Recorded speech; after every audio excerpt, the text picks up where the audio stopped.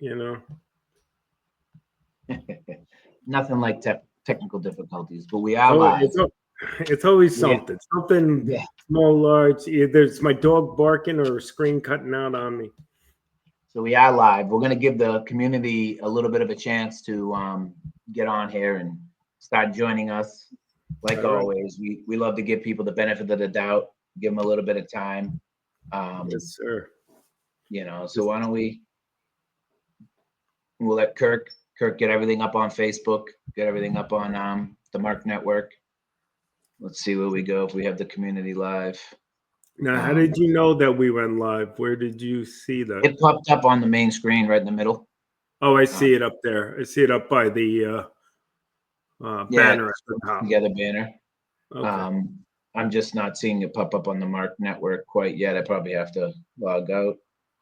But yeah, Matt. So everything's been good for you, or what? Just regular Yeah, trip? I mean, wrapping up the year with the kids' school year, they I gotta say, I don't like to brag, but I want to brag about my kids. Both my boys finished high honor roll and are in the running for honor society. So I'm really proud of them. It was a tough year, but they muscled through it, and so wrapping that up and getting ready for the summertime. What about you?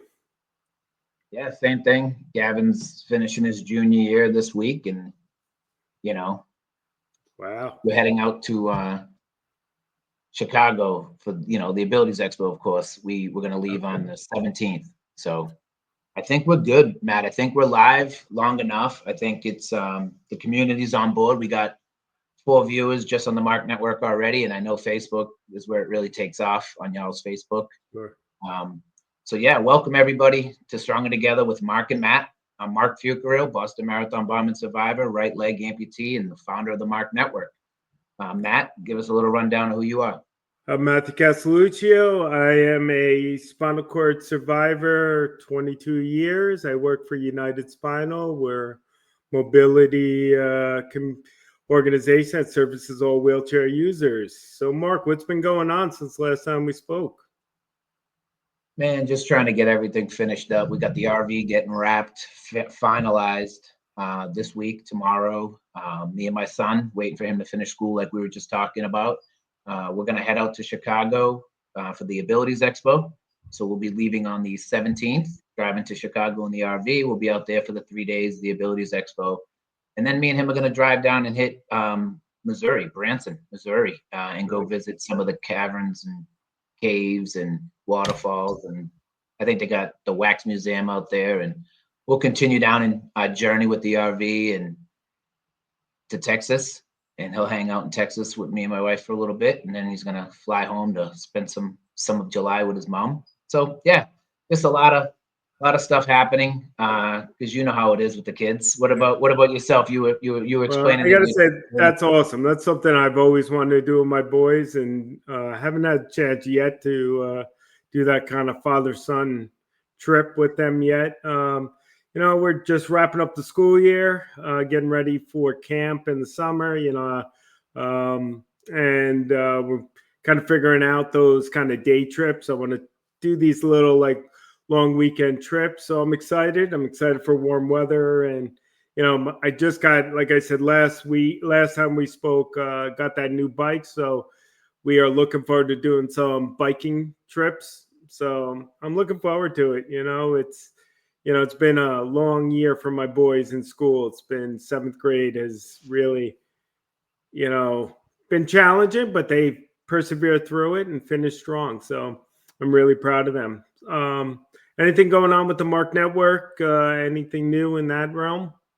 Yeah, we're getting ready to launch, some special advertisement opportunities with the Mark Network as far as foundations, as long as they're willing to engage with us and help co-promote. They got a free listing on the Mark Network, searchable through our resource search engine, and just running some specials and some discounts for the Abilities Expo around that. Just pretty much working on growing the community, getting people to download, create profiles, and engage. So that's pretty much it with the Mark Network. Yeah, But I mean, you know, I'm bummed out. I won't be in Chicago with you. I got to skip that one. But so spread Can't the make word them about all. the podcast, man. We will. We'll be promoting it. Me and Kirk just wrapped up the flyers today, so we'll be pushing that hard at the expo. Looking for some future companies to be on as guests. We've been successful. We had, that the girls working out. We had, oh gosh, Theo Nickel. Brady. Theo Brie, we had Theo on here talking about nickel. Now, tonight we have an amazing guest, Adam Keys, a friend. I consider him a friend. I don't know. Hopefully he considers me one. But a guy that I've known for a while now. We're going to have him on talking about his comedy and what he does. Then, and hopefully I'd like to get some products, some companies that sell products. Hopefully we'll engage with some of them at the Abilities Expo and get them signed on. I know we have a few more exciting guests coming up after Adam. We'll talk about them later and promote them through Instagram, Facebook, and on the Marc Network. But yeah, so Matt, have you ever done any stand-up comedy? I got to tell you, I did once down in New York City. I was at a comedy club, and at this particular club, there was a main room and then this side room, and we happened to be in the side room waiting for the comedians to come. And a buddy of mine dared me, because it was a long wait. He dared me to go up on stage and just try out some skits. I snuck up on stage. I killed it, Mark. Like, I was like, things are flowing from my mouth. Things are great, right? Long story short, I get off stage. The light comes on. I sneak off stage. At the end of it, all of a sudden, the MC calls me back up on stage. And then you froze. I have nothing. I'm dry as a bone. I bomb. It is the most terrifying thing to tank. Like, it was like you could have heard the crickets chirping in there. And that was my one experience of doing it. It was like a good and a bad all in the same moment. So I commend all comedians out there.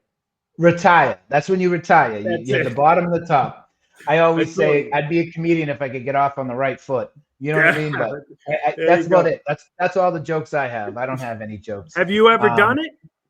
No. I mean, I've cracked some jokes, made light of my situation when I do some motivational speaking and stuff. But other than that, no, I mean, these guys, I give them credit. I've seen a lot of comedy acts in my time, in my life. And it's something that I'd leave up to them, right?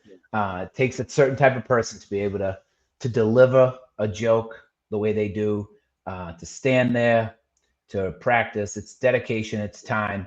But so why don't we, with no further ado, is there anything to talk about with United Spinal? Any events you guys got coming up? No, I mean, we're approaching the roll on Capitol Hill that's coming up. We're excited for that. We have great registrants. We're going to try to make a difference at the governmental level by, bringing representatives from our community in front of the congressional leaders to actually share with them the true stories of their lives and how their policies impact them, and how why decisions are important to consider our community in their decision-making process. So we're excited for that. But aside from that, we are still, that's it. I mean, we're rocking along, and let's, with no further ado, why don't you introduce our tonight's guest? I definitely will. But with one thing said with the roll on Capitol Hill, how long has that roll on Capitol Hill been happening? Oh, geez. Quite a few years. We started, probably 10 years, but don't quote me on that. And it's grown every year. It's a huge undertaking on our part, but crucial to making a difference. We put such value on the impact it leaves with these congressional, because think about it. A policy is easy, 13 years. Policies are easy to dismiss when it's just paper. But when you have someone in front of you sharing their story and how that decision will impact their lives, you're going to think twice before either, dismissing a policy or, signing off on it. When you think about that person, that's why it's important, and we thank all the congressional leaders for giving us the opportunity to meet with them, and all the members of our community that take time out of their schedules to come out to Washington, D.C., to meet with them. It's really impactful, and it's been growing every year. It's you know me, I have a different take on it with us taking our time to argue with them that they could do so much more, and it's not that hard, but they're not. I think, and that's where I always say, like, we need to take that responsibility on. And I mean, I think it's a phenomenal thing of what y'all do. I love it. I wish I could be there. Unfortunately, the dates just doesn't work for me. Unfortunately. But with no further ado, let's get into the guest. I mean, he's awesome. Like I said, I consider him a friend. He's a man who served our country, and I'm grateful and honored to know him, and grateful for his service and his sacrifice. Adam Keys, welcome, Adam Keys. What's up, everybody? What's going on? How you doing, buddy? Adam? Hanging in there. Yes, Mark, we are friends, and now Matt, we are also friends as well. Let's go. Oh, you've accepted me into the clique. That's right. All right, awesome. So Adam, how you doing tonight? Hanging in there, guys. How are you? Doing all right? Yeah. Adam, where are you? Where are you tonight? I am in Sacramento, California, at home. Yes. Yes, you're on the West Coast. You're on the West Coast. Yeah, but it's not even 5 o'clock here, folks. Yeah, see, now, we're ready correct me for if I'm bed. wrong. Adam, are you a Canadian by birth, but now you're a United States? You live in the U.S.? Yes, I have dual citizenship. Yes. Yeah. Oh, sweet. All right. Interesting. I knew that, though. Yeah, I know. I've heard a little about you from Mark, but I'd love to learn more. Can you tell me who Adam Keys is? Yeah, sure. To add context to the whole conversation here, of course, my name is Adam Keys. I'm a triple amputee. I was injured overseas in Afghanistan in 2010, and next month will actually be 15 years I've been in the wheelchair / injured. I lost both my legs above the knee and my left arm below the elbow. Okay. Wow. Nice. And I want to give a shout out because I see David from Boston, my cousin from Boston. I see in North Wales, UK, checking in. Nice. So we're global now, Adam. What do you think of that? We're going global. I love it. Yeah, you brought us international, Adam. That's all me. It must be all me, right? I definitely give you that credit, 100%, no doubt. You served, you lost active combat-related injury, correct? Yes. Yep. All right. So how many years were you serving in the United States military at that time? So a total years is just over 7 years, but I was active duty before I got to the hospital because they keep you active duty while you're in the hospital recovering. Just shy of 2 years doing actual Army crazy stuff, Okay. Which means training / being overseas deployed. So I was only, at the time, it was 12-month deployments. I think I was in the 7th month. So it's just over halfway when I was injured. Oh, wow. Okay. And you, Walter Reed, you did your recovery at, or what did you do? Mostly, yeah. Okay. I started at the old Walter Reed. Then I was moved to a couple civilian hospitals, shock trauma up in Maryland, University of Maryland is a named one. I was at BAMSI, which is now SAMSI in San Antonio. I've had a couple stays at some random hospitals. I was in New York City. I had to have surgery there randomly. So it's just things have happened throughout the years, especially the early years. So yeah, but mostly predominantly Walter Reed. Yes, in Bethesda, Maryland. Well, Yes, thank that's you where for I your got service. Thank you. That's where I got to meet Adam. I got to meet Adam, his mom and his dad down at Walter Reed Medical Facility. I was blessed and lucky that I had two amazing people, a physical and occupational therapist, that Kelly and I'm drawing a blank right now on her friend's name. The occupational therapist down there, Anne Marie, yeah. Anne Marie and Kelly, which is horrible. I can't even comprehend that. Advocate for me with Jessica and Patrick to come down to Walter Reed to get my stuff situated. And Dr. Potter and that team fought for me to get down there. So I was blessed to come down there. And guys like Adam were so welcoming and so inviting to, help me and let me be a part of it and, and okay with my stay there. So I was blessed to meet Adam, and we had some pretty crazy. We had some poker nights hanging out in the. Sure, we gotta have fun. Gotta have fun, and we were happy to have you and everybody else too. We were happy because that Boston Marathon bombing thing, I had some friends that were there cycling, but at that time I was actually still inpatient, and I was watching on TV, and I was on some pretty good drugs back then, IV drugs, and the first one went off, and I was like, Dad, man, if I'm not crazy, I think something's going on there. And then the second went off, and I said, Dad, something's going on here, and that's how that all happened. 2013, I believe. Yeah, it was 2013. And then I ended up down there. I think Jess and Patrick got there in 2014. I got down there. No, you know what? Jess and Patrick got down there in 13 because I want to say it was 13. And it might have been 14. I got down there in 15 and stayed till April of 16. Wow. But what an amazing, I had a great experience there. I don't know how yours was. I mean, my doctors that I had and my physical therapist was Kelly, and she was the best. Like that woman, just to speak on, Adam, to speak on our recovery and what we all go through, Matt, you too, is how important really truly is physical therapy, right? I really punked out on physical and occupational therapy at Spalding Rehab for the 55 days I was there. But, on my defense, I was still having like surgery every week. Like I wasn't in the mood. I was on so many drugs. I was sick. I was in so much pain. I was still peeling off skin grafts. I mean, it was bad.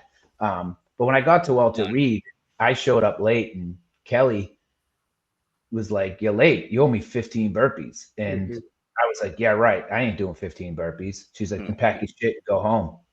And I was like, "Whoa." And she's like, "Yeah, get out of here. I don't have time for you."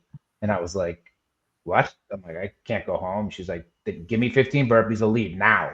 And I was like, "Okay." And I did 15 burpees, bro. I mean, and she whipped me in, and I never was late again. And she whipped me into some shape.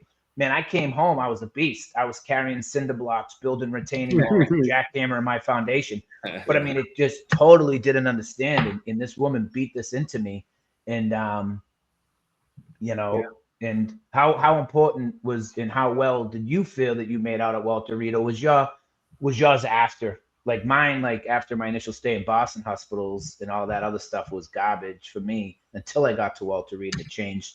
I know some guys, they go through what I went through at the beginning and didn't have they didn't do their best until after they got somewhere else. What was your situation like? Yeah, no, I mean, Walter Reed, as you were touching on, it is a fantastic place with fantastic people, but it's the place that you hope you never are at. It's one of those kind of things. You don't want to be there.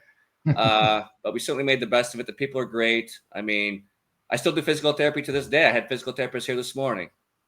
Wow. Sweet. It's important, right? And I want the early phases of recovery, how was that for you? Very tough. Kind of like what Mark said in the very beginning. I mean, I'm on so many drugs. For the first 2 years, I'm on so many drugs. And I was there for 5 years. I'm one of the long-running people that were patients there. And so the first couple of years were very tough. I'm also going in and out of surgery. I mean, I'm well over 150 surgeries, which is insane to say, But so it was tough going. And I see people come in and then leave because that's just the way things go. Like I said, I was there for 5 years. So, yeah, but at the end of the day, it got me to where I am today, which is a good thing. It just, takes time like everything else, How'd you turn that corner? Support, right? Oh, support's always a great thing. I mean, I have a great base of friends, and of course, like Mark and other guys at Walter Reed, my military friends, my family, of course.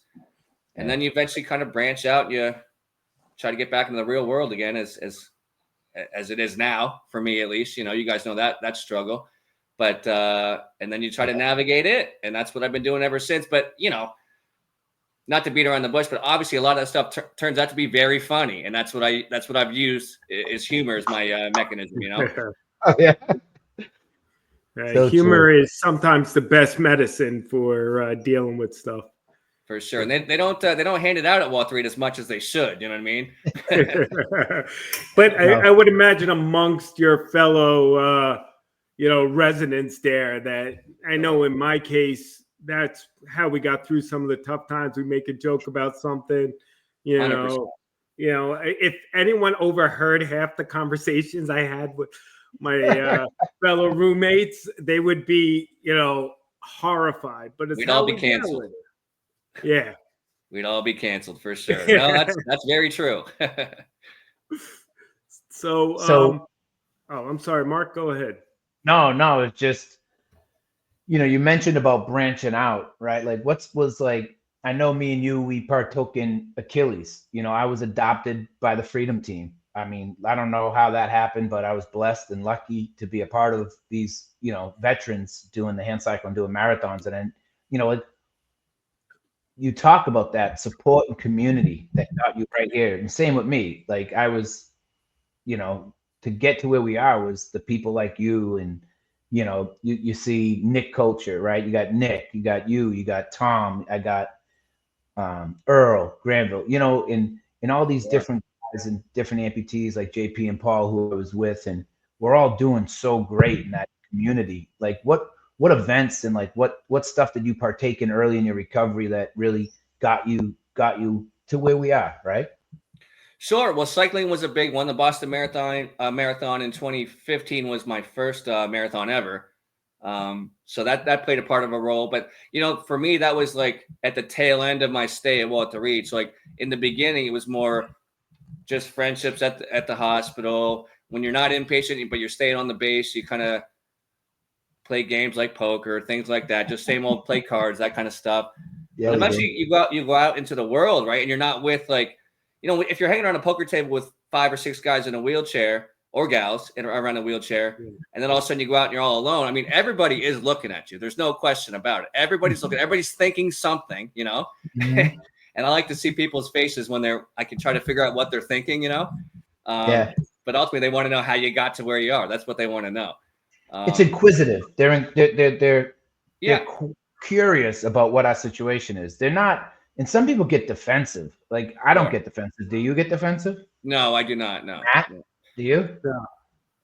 No, I don't get defensive. I think people honestly, for the most part, are just inquisitive. Like they're trying to figure out what happened, and they just impressed that we're. I mean, it's not easy to walk in our legs or around in the wheelchair all the time. Very true. The wheelchair accessibility is not everywhere. That is for sure. And sometimes you don't find it out till you get there. Because I could call ahead. I mean, I'm sure you guys too. In the beginning, I used to always call ahead. If I was going on a date to see if the restaurant was ADA and whatnot. And it was. And then you get there, and it is to get in. Not. But they want your money. So you get in real quick, but you can't go to the bathroom. Yeah. Those kind of things. Or the accessible bathroom's the ladies' room, and it's like, wait a minute, which I'm okay with, but but usually the wheelchair accessible room also has all the janitory stuff. I mean, it's all taken up by space because it looks like open space to the average person, So they fill it up with boxes and whatnot, and I just need to turn around, folks. You know what I mean? I need to spin around in the wheelchair. That's it. Yeah. It's crazy. So Matt, I know you had a couple pre-thought questions that you wanted to ask Adam, and then we'll jump into a clip I want to touch base on with you in a minute, as soon as if Matt has anything that he wants to. Right before Matt, if you don't mind, the clip that you put out there to promote this thing a week or two ago was about 7 years ago. So my beard is a lot more white these days. If people are catching right now, it's really coming in now. We're all white. We're all white. I had to take mine off because it was way too white. It's happening for sure. So, Adam, your transition from, transition home and all that, now you started this career. When did this career in comedy start? Officially 7 years ago in August. So we're just shy of 7 years. Okay. And you launched it, started in local clubs and branched out from there. Is that? So, yes and no. So what happened is I always sort of wanted to do comedy. It was like something I just aspired to do, but I never made any steps to go do it. I was going to a lot of comedy shows. I was a guy in the crowd thinking in my head, I could do that, but I never made any step to actually do it, And then a friend of mine who I met him at an event somewhere in Maryland or DC. And his name is Mike Garvey, he's a comedian as well. And he had a new 5-minute clip circulating the internet. And I recognized him from that. That's how we met. I said, how did you get there? Like, tell me how you got there on that stage. And he told me, which was this group called Armed Services Arts Partnership. And they give free classes for veterans and veterans families and military affiliated families, So I could go to a comedy boot camp, which was, 7 or 8 weeks long. just on the weekends, you know. And then to graduate that class, they have a contract with the DC Improv, which is a huge club in DC, and you get to do 5 minutes in front of 200 strangers, and then you see if it worked or not, you know. So long story short, it did work. I mean, if it wasn't videoed, I wouldn't expect it. I wouldn't remember it happened because I totally blacked out, but that's why you rehearse and everything, you know. And it went well, and I got the bug. So ever since then, I just been chasing the stage ever since. Yeah. So that was how many years from your injury to then was that roughly? So that would be about 7 years. Yeah. 7 years. So it took 7 years. So me asking you that is why I created the Marc Network. It's these amazing resources, right? And same with United Spinal. They provide these resources. They find people these resources, right? So like you and me, it's in Matt, like it's hard to find, as well as our whole community has trouble finding these resources. That's an amazing resource I've never heard about. Not that I could benefit or use it, but I'm just saying, like, I have veteran friends that might need it, you know, that might not know it exists. Because I mean, like you, 7 years, you found it, you stumbled across it by meeting this guy. And you know, do you feel that is like surprising? Like some of us being at Walter Reed and me being a Boston Marathon bomber survivor, I was kind of blessed in a sense, because that's where everybody goes to say, hey, we're an organization to help you guys, but not everybody gets that. You feel that way? Yeah, I do. I understand what you're saying too. And maybe so people that are listening can figure out the reason why, especially at that time, a lot of resources were going to Walter Reed, because they knew there was such a big population at one spot. You mean, a lot of times I have a lot of friends that are injured that I've met along the way on the civilian side and on the military side as well.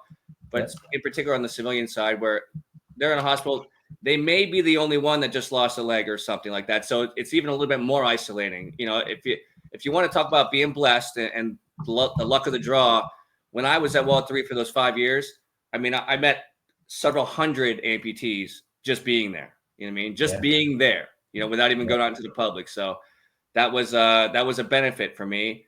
And hopefully for everybody, really, but for me it was, yeah.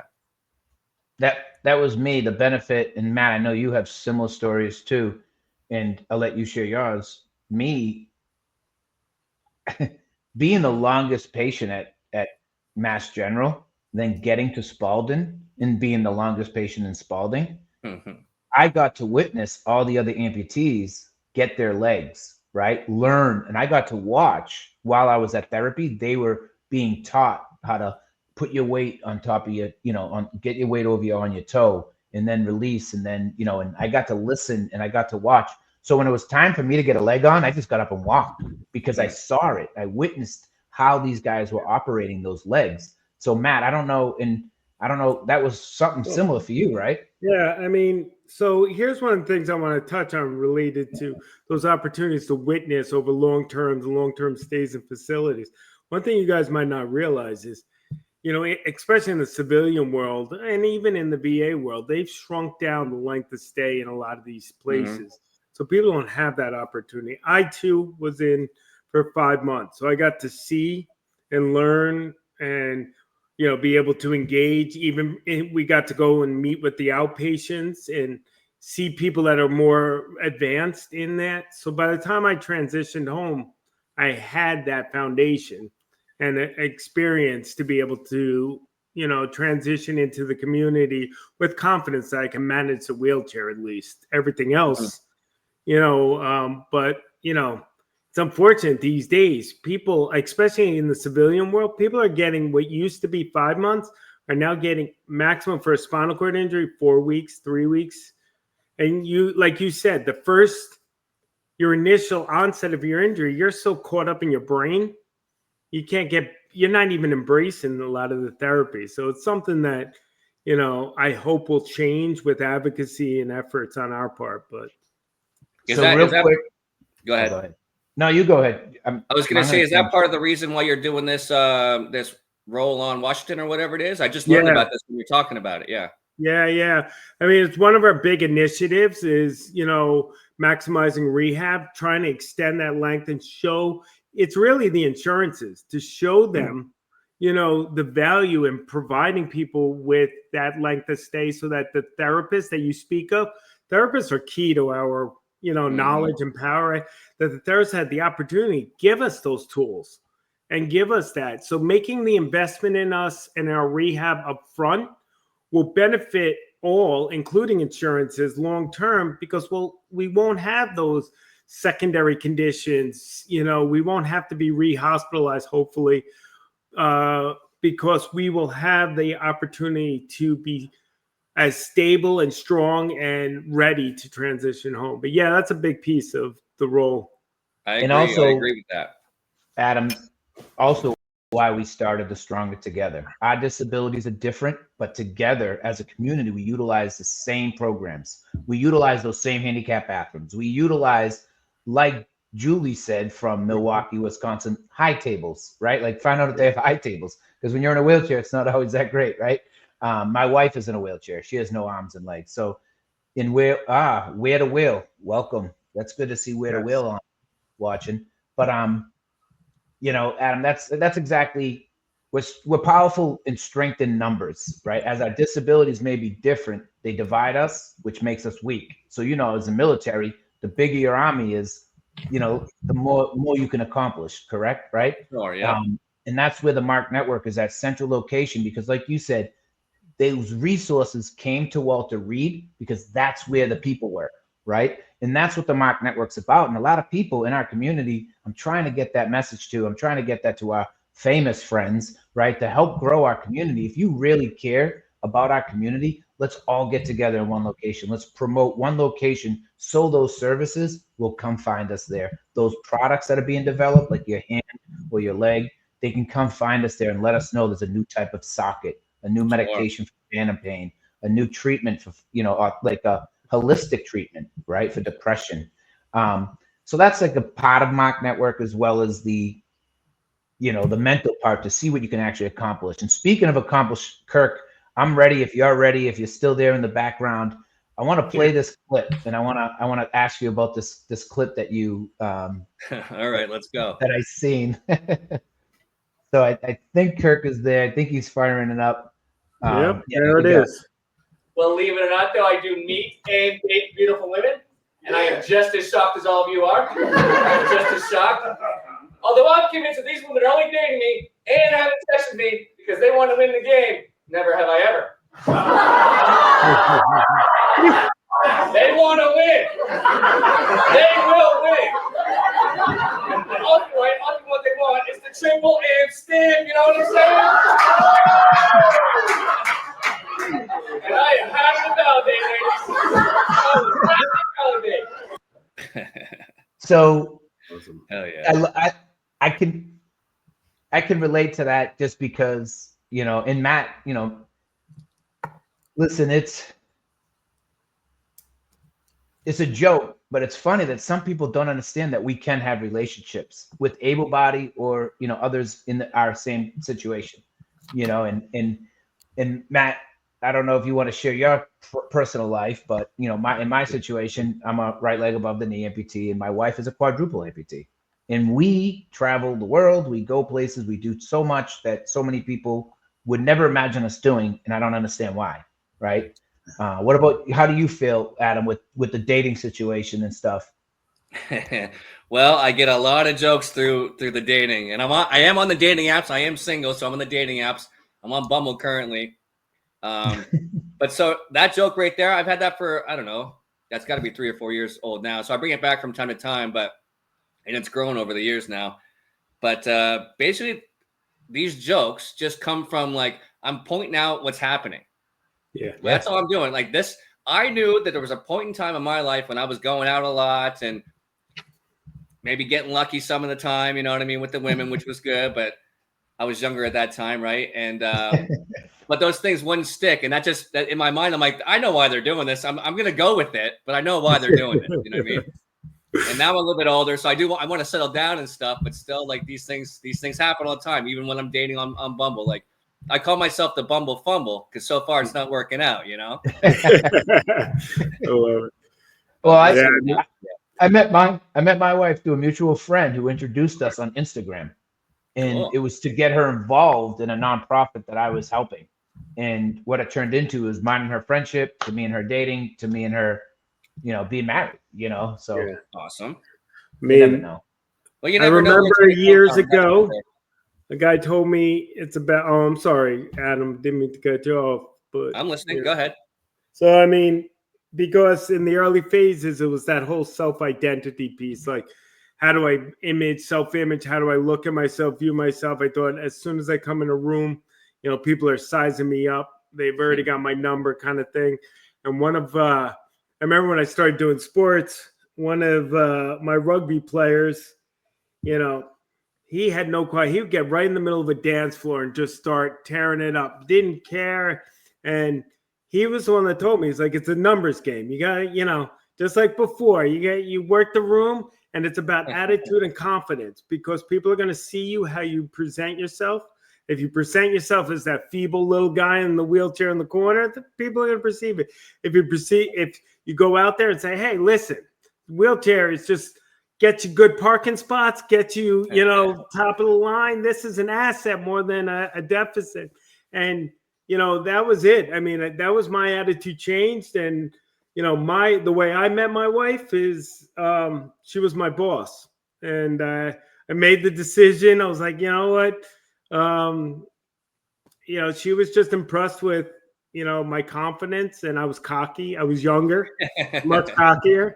I didn't give a crap. I say what is, I would, drop a couple of little flirts and lines and drop that hook, and she bit, and it's been 12 years later. So, I mean, Awesome.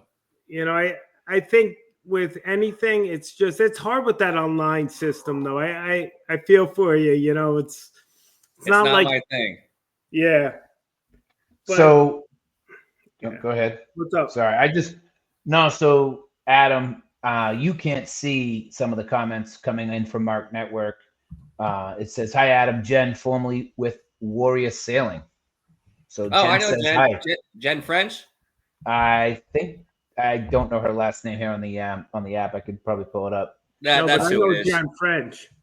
She's a fellow Canadian who relocated to U.S. too. Jen and I do. So it says Jen, formerly with Warrior Sailing, and then also there's Immy, IMMY. I don't Jen. know Good who to it see is. Yeah, another person. I don't like the word handicap because it's like we can't do anything at all. The term disability. Yeah, no, I mean some people don't like it. As long as it's not meant from anger or hate or in a negative light. Like it's just a way to describe something. I personally, I don't know how you guys feel about the word disabled.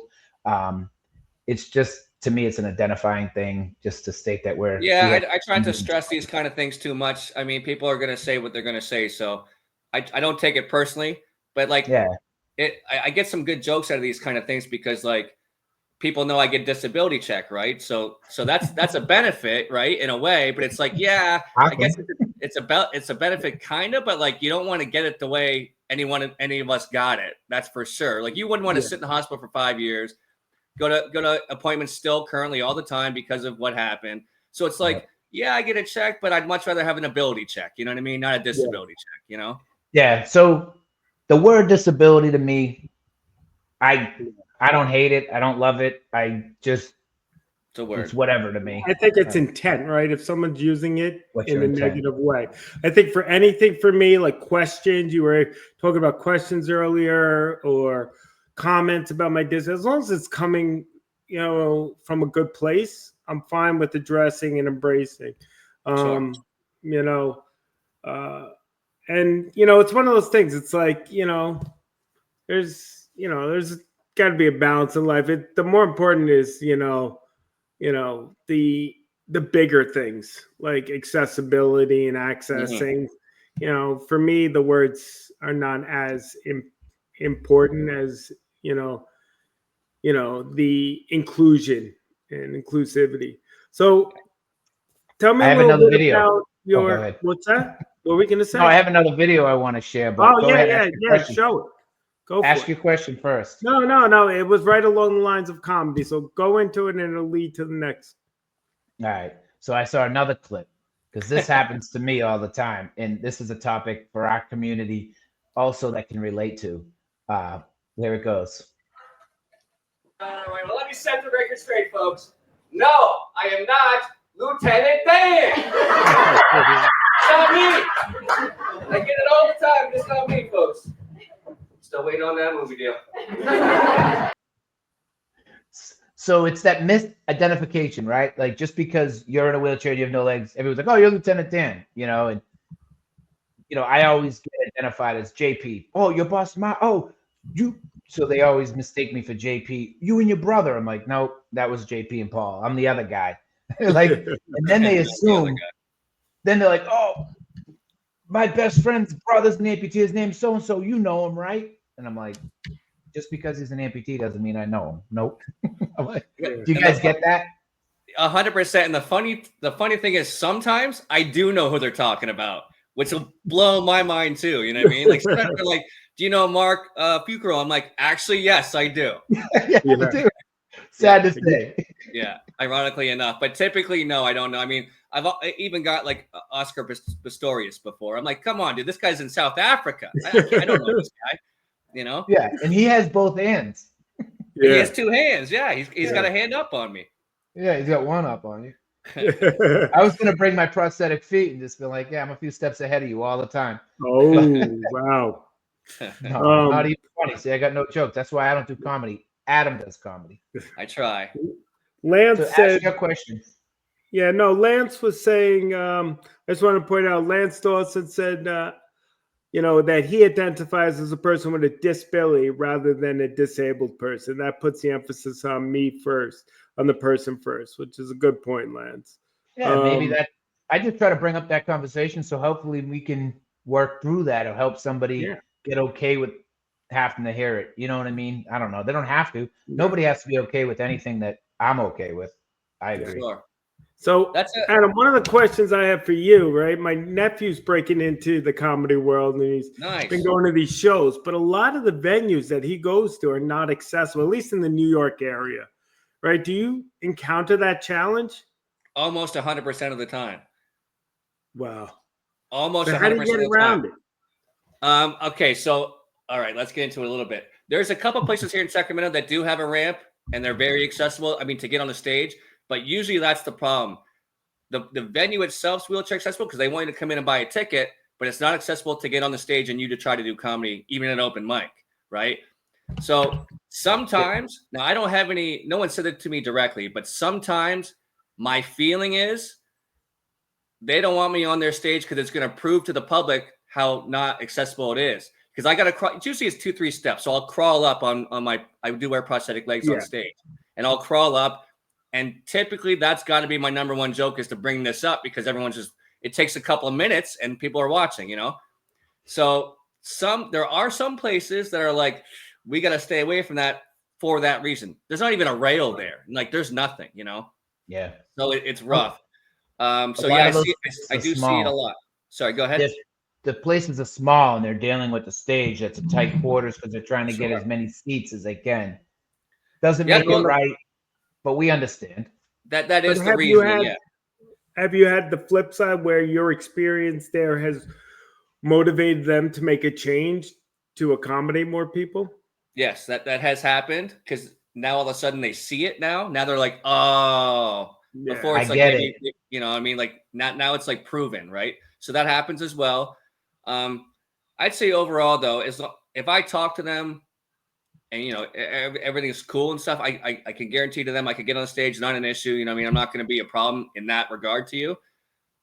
They'll give me stage time and things are gotten better. I mean, just here in a few weeks ago, I don't know if you guys are familiar with the comedy world, or your cousin or your son get into it, but if you're getting what's called passed at a comedy club, that's a really, really good thing for your comedy career. And I recently got passed as a host at one of the big comedy clubs here in Sacramento, which is wheelchair accessible.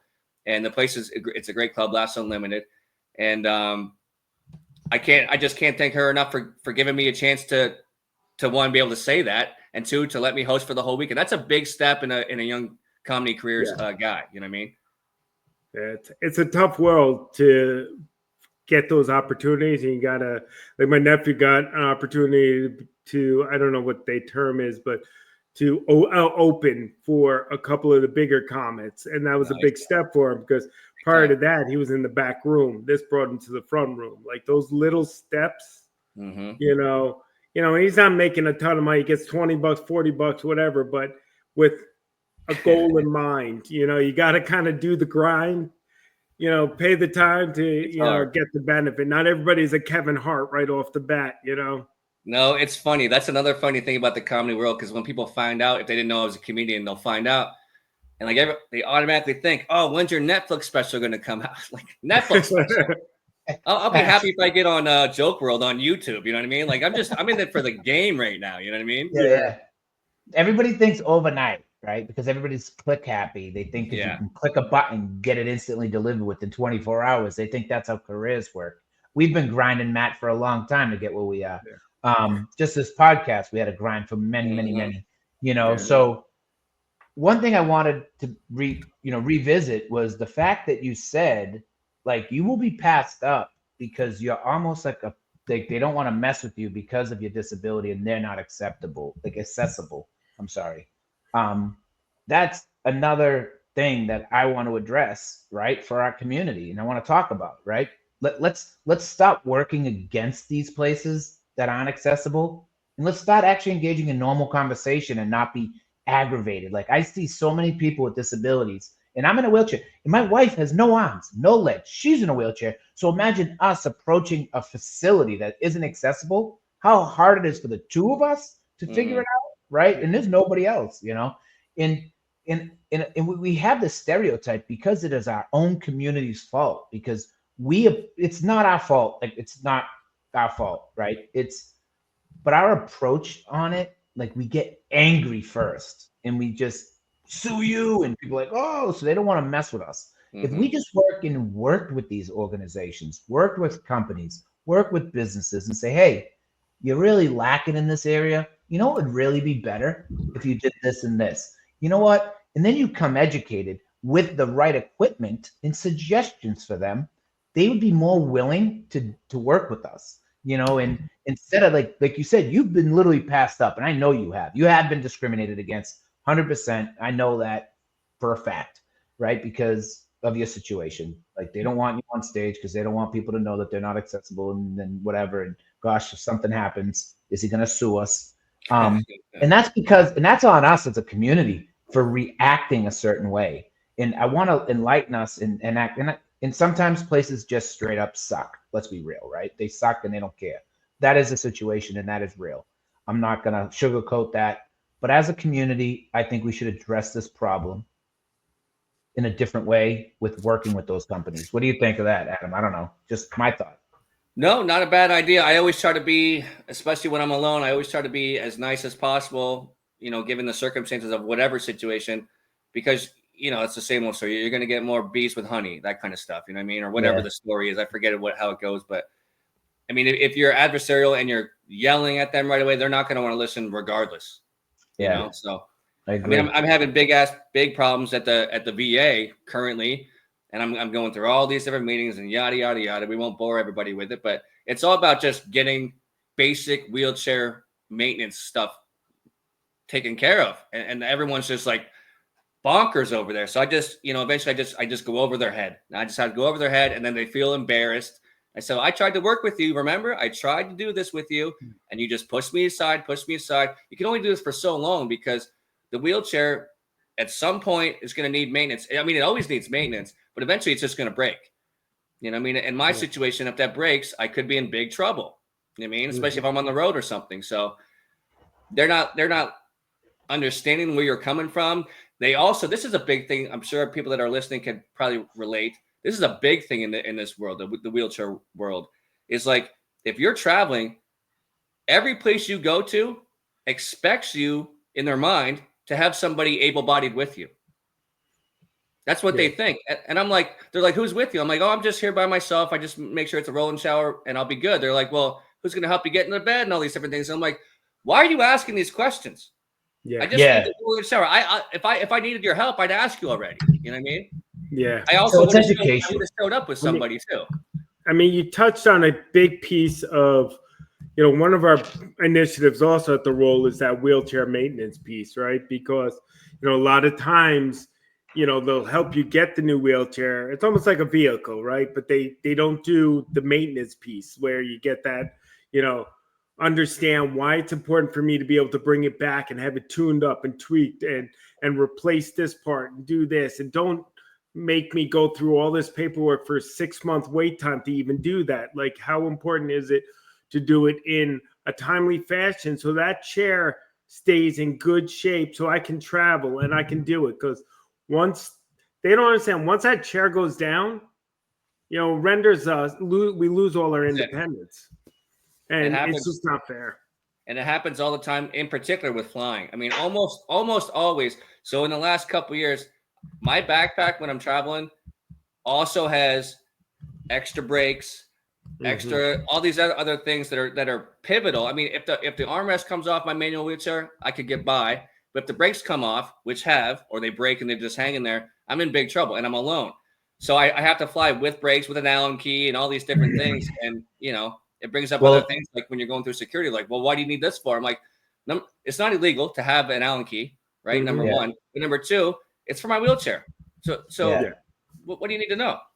Adam, so again, community, right? So when you're traveling, man, when you break down, put it out to the community, right? Like, we all have friends. Like, if you were in Boston doing a comedy show and you said, oh my gosh, my wheelchair broke, I got 2 right here in my house. I mean, I'll get you the parts. If not, I'll call. We all know foundations. Nobody ever thinks about that, right? Like, if you're in, say, Dallas, Texas, right?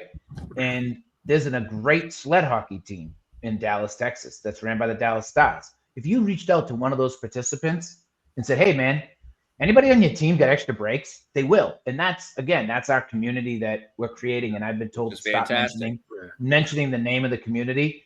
I was told to stop being a commercial, right? Which I love my partner in the business. And this isn't what it's about. It isn't about the net. But these are the problems that me and you face. You're literally writing my business case for me, for why I'm creating what I'm creating. Because in a community situation, you are in Boston and you broke down and you reached out to the community. Somebody, anybody, an adaptive sports program, somebody has that piece of equipment for you. You just need the community. But the community is so fragmented and we're all over the place. We're hard to find each other.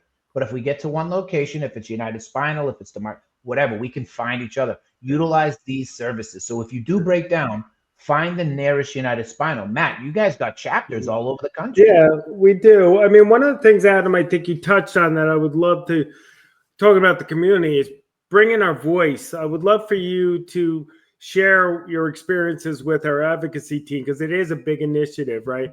And, I think hearing it from all aspects, like the VA is also challenging, not only private insurances, but now we have VA challenges, and a lot of veterans go through the same thing. I think, I would love to connect you with Steve Lieberman, who runs our advocacy team, so you could share your experiences.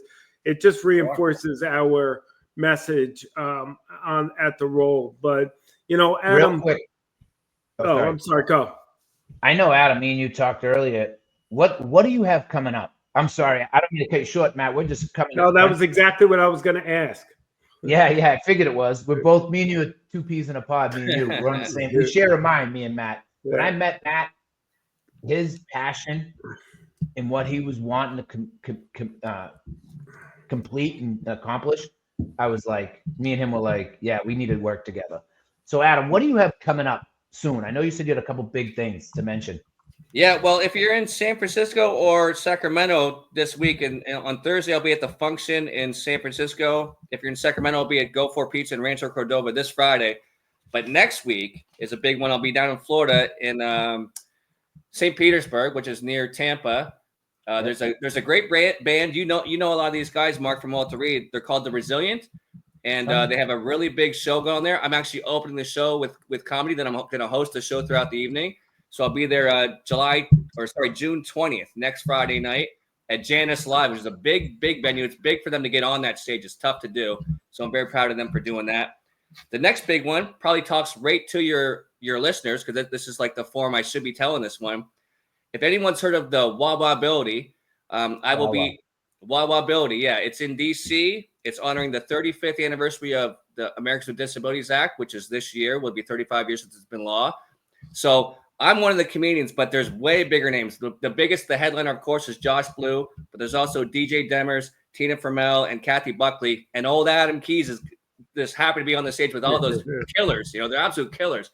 So that's Friday, July 11th in DC at the place called the Anthem. Also a huge stage, a great venue.